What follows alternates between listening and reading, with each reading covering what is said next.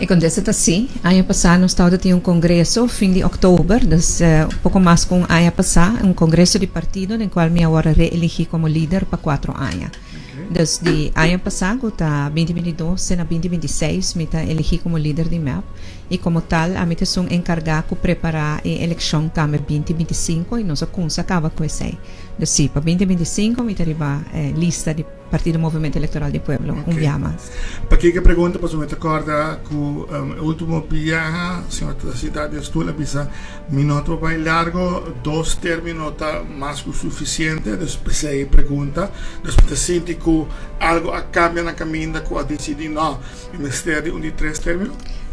No como mistério de 3 términos, pero algo cambia na caminho, então esse aí está sostém grande e abrumador como a raia da última eleição.